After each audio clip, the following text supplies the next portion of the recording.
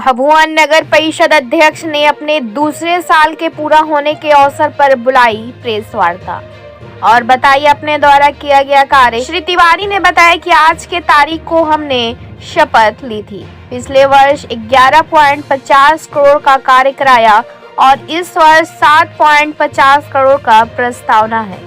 उन्होंने बताया कि प्रत्येक वार्ड की गली नली एकदम दुरुस्त हो गई है, पूरे शहर में गलियों का प्रकाशमय कर दिया गया है, कूड़े का उठाव भी समय होता है, कचरा डंपिंग है तो जिला पदाधिकारी से जगह की मांग की गई है। भगवानपुर में मिला है जगह, भगवानपुर में मिला है उस पर भी काम हो रहा है।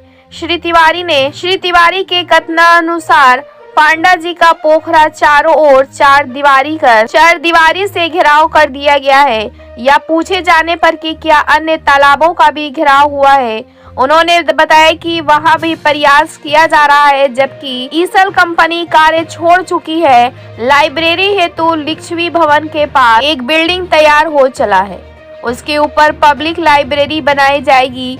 उनके कथनानुसार उनके आने के बाद शहर में अनगिनत विकास कार्य हुआ है, पर लोगों का मानना है कि विकास अभी पैदा नहीं हुआ है। आइए सुनते हैं उनकी जुबानी। ब्यूरो रिपोर्ट, बिहार दर्शन। कार्यकाल पूरा हुआ था, उस समय भी आप लोगों के माध्यम से हमने सब अपना योजना बताया था कि आगे के प्लानिंग क्या है, हमने कितने कार्य किया है। आज हम लोग का 2 साल कार्य पूरा होने जा रहा है। आज ही के दिन हम लोग शपथ लिए थे, चेयरमैन, वाइस चेयरमैन, सारे वार्ड पार्षद। आज दूसरा काल मेरा पूरा हो गया। आज के दिन हम आप लोग को बता देना चाहते, पिछले साल हमने लगभग 107 योजनाओं का टेंडर निकाल दिया था, जो कि कार्य लगभग पूरा हो चुका है। 1-2 योजना का कार्य अभी बाकी है। उसके अलावा हमने विभागीय कार्य भी किया।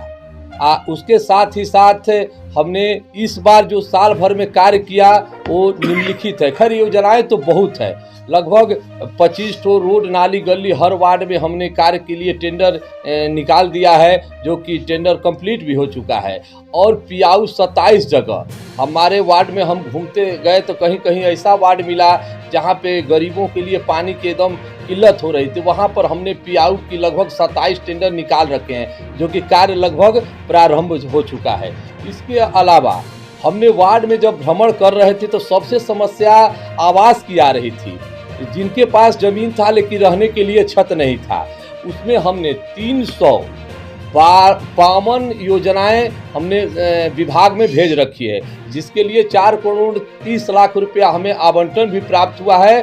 352 योजनाओं में फिर सरकार द्वारा निर्देश आ गया कि इसको ऑनलाइन किया जाए, जो लगभग 100 लोगों का ऑनलाइन किया हो चुका है और बाकी का कार्य किया जा रहा है, ताकि जो भी गरीब परिवार है उसको छत मिल जाए। अब एक चीज़ और बता देते, पहले ये योजना 2 लाख दिया जाता लाभुकों को, लेकिन सरकार द्वारा इसको 50,000 और बढ़ा दिया गया है, इसको 2.5 लाख रुपया कर दिया गया है। सबसे अहम यही बात है कि हम लोग का अब जो योजना स्वीकृति होगा, जो आवास हम लोग देंगे, उसको 2.5 लाख रुपया सरकार के द्वारा दिया जाएगा। लगभग 352 घरों को हम देने का प्रावधान अपने द्वारा स्तर से घर घर घूम घूम कर किए हैं कि किस गरीब का आवास नहीं है उसको इसका लाभ मिल सके। उसके साथ ही साथ आप लोग शहर में घूमते होंगे, सबसे बड़ी समस्या यहाँ पे नाला की है। नाला हम लोग का ध्वस्त हो चुका है, जिसमें लगभग हमने 7 नाला का विभाग में भेज दिया है, जिसमें 5 नाला का लगभग हमको स्वीकृति प्राप्त हो चुका है। जैसे आप देख सकते हैं, एकता चौक से लेके कैमूर स्तंभ तक, कैमूर स्तंभ से लेके बबुरा पेट्रोल टंकी तक, उसके साथ ही साथ आप यहाँ थाना से लेके और एकता चौक तक भी नाला जर्जर हो चुका है। इसका भी हम लोग लगभग 5 करोड़ का 2 नाला बनवा के विभाग में भेज चुके हैं। उसका भी बुटकों में स्वीकृति हो गया है। पैसा के लिए हम लोग डिमांड किए हैं, जैसे ही पैसा आएगा उसका हम लोग निर्माण कार्य चालू कराएंगे। और इसके साथ ही साथ हम और जगह घूमे तो हमसे बच्चे कुछ मिले, कहे कि बबलू भैया कम से कम आप हम लोगों के लिए लाइब्रेरी की व्यवस्था कीजिए। आपको हम बता देते हैं कि लिच्छवी भवन के सटे हुए वहाँ पे सम्राट अशोक भवन का निर्माण हमने करा रखा है, जो कि हल्का फुल्का काम है उसको पूर्ण किया जाए। उसके ऊपर 66 लाख का इस शहर वासियों के लिए लाइब्रेरी का कार्य टेंडर निकाल चुके हैं। लगभग 15-20 दिन के अंदर वो भी फाइनल हो जाएगा, जो लाइब्रेरी का कार्य हो जाएगा। दूसरी समस्या यहाँ पे आप लोग देख सकते हैं, कचरे की समस्या आती है, जो कि शहर से जैसे ही हम लोग एंट्री करते हैं वहाँ पे हमको ज़मीन प्राप्त है। इसके लिए हम डीएम साहब को बार बार लेटर लिखे कि हमको कहीं जगह दिया जाए। उसी के आलोक में हमको भगवानपुर में लगभग 3 एकड़ ज़मीन प्राप्त हुआ है, जहाँ पे लगभग हमने 40 लाख का टेंडर निकाल रखा है, ताकि वहाँ पे डंपिंग पॉइंट का कार्य किया जा सके। उसका भी निविदा हो गया है और उसका टेंडर फाइनल हो चुका है।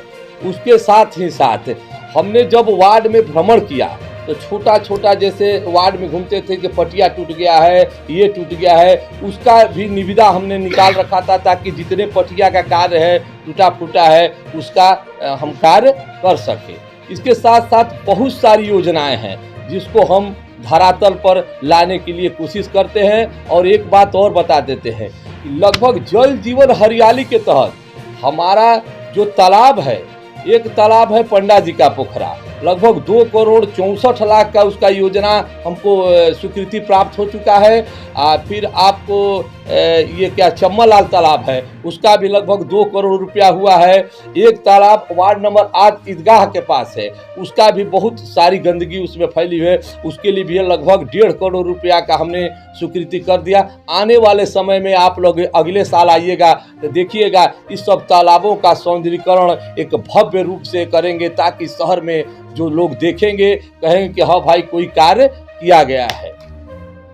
एक तालाब आपका बेलोतिया पे है, उस तालाब का पे पानी नहीं रहता है, उसकी सौंदर्यीकरण के लिए अभी तक आपने क्या किया? हाँ, ये आपको बता देते हैं। पहले तो एक बात आप जानिए कि वो तालाब नगर परिषद के अंतर्गत नहीं है, वो मत्स्य विभाग का है। हमने मत्स्य विभाग को लेटर भेज रखा है ताकि वो लोग हमको एनओसी दे, हमारे अंडर में तालाब करे, ताकि उस तालाब के लिए भी कार्य हम करा सकें। आपने 2 तालाब का नाम लिया, चंबललाल पोखरा और जाम मस्जिद के बगल वाला तालाब। जी, जाम मस्जिद वाले बगल में वो नाली का बहाव होता है, बहुत ज्यादा नाली का पानी जाता है, कारखाने का पानी। देखिए जो तालाब का सेम कंडीशन आपके चंबललाल पोखरे का भी, इसमें पूरा माल फेंकना, बर्तन धोना, तो उसका बैरिकेटिंग भी जैसे आपने पन्नालाल पोखरा कराया है, अगर उसकी भी बैरिकेटिंग करा लिया जाता है, पानी भरने का साधन कर दिया जाता है, और वही ईदगाह वाली में कर दिया जाए तो उत्तम हो सकता है। इसके बारे में आपका क्या कहना है? देखिए कहना है, जो हमारा एस्टीमेट बना है, आप एस्टीमेट देख सकते हैं, उसमें बाउंड्री वाल, नाली वाल और यहाँ तक कि टहलने के लिए फुटपाथ की भी व्यवस्था की गई है। वही 2 करोड़ 64 लाख की जो हम बता रहे हैं, उसमें सारी उसमें सुविधाएं हैं।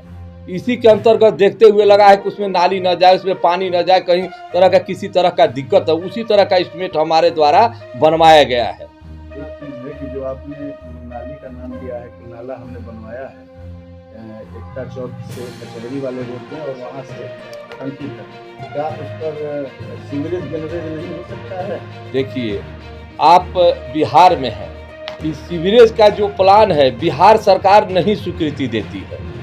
आप पता लगा लीजिए, पटना जैसा शहर है, हम लोग का सीवरेज यहाँ से अगर हम लोग बना कर भेजते हैं तो वहाँ से स्वीकृति नहीं प्रदान की जाती है। जो भी नाला का होता है आरसीसी नाला का ही हम लोग का स्वीकृति प्रदान की जाती है।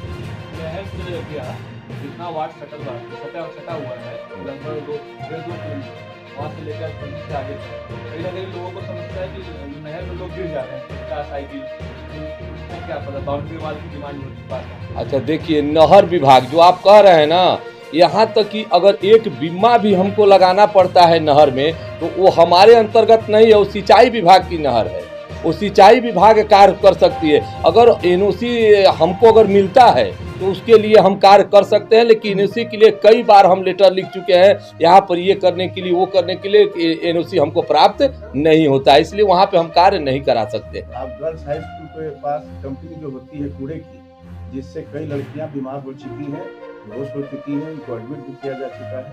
अगर उसका कहीं और रख रखाव कर दिया जाए, बहुत ज़्यादा गंदगी होती है वहाँ पर, तो रिक्वेस्ट होगा कि अगर आप कर सकें, आपके प्रोग्राम में अगर हो तो बताएं। अगर ऐसी बात है तो उसको जगह का हम मान लीजिए चेंज कर सकते हैं, और हम भेज देंगे, अपने आदमी को देख लेगा, अगर कहीं दूसरे जगह मिलता है तो उसकी भी व्यवस्था आप लोग करेंगे। लेकिन कूड़ा का उठाव लगभग प्रतिदिन किया ही जाता है। एक वर्ष में आपने कितनी योजना की, कितने की लागत की? देखिए, लगभग एक वर्ष में, उस समय आपको बताए थे लगभग 12 से 13 करोड़ रुपए का हमने कार्य किया था, और ये जो वर्ष है हम लोग का, लगभग 5 से 7 करोड़ में इसमें भी कार्य प्रारंभ हो चुका है और हो भी रहा है और किया भी जा रहा है। और आगे विकास के बारे में आपका क्या कहना है? और विकास के बारे में हम आपको तो हर चीज़ बता चुके हैं। सबसे हम लोग का शहर है कि सबसे खूबसूरत लगे, लोगों की जो मूल समस्याएं हैं उसको हम लोग निजात दिलाएं। पुस्तकालय जो बनाए हैं वहाँ पर, एक पुस्तकालय तो ऑलरेडी भगवा शहर में है, इसके बारे में आपका क्या कहना है, उसका क्या करना है? तो पुराना पुस्तकालय नगर परिषद के अंतर्गत नहीं न है। वो किसके अंतर्गत? नहीं, हमारा पुस्तकालय नहीं है, वो ट्रस्ट का है। जब हमारा रहेगा तो हम का एक चीज़ और आपको बता देते हैं, पुस्तकालय एक आज हम और टेंडर किए हैं, रेड क्रॉस देख रहे हैं ना, उसके ऊपर भी हमने लगभग 44 लाख रुपए का लागत से वहाँ भी बनाने जा रहे हैं पुस्तकालय। एक सम्राट अशोक भवन हो गया, एक रेड क्रॉस हो गया, 2 पुस्तकालय हमारे इस शहर में बनेगा। हो गया, ठीक है।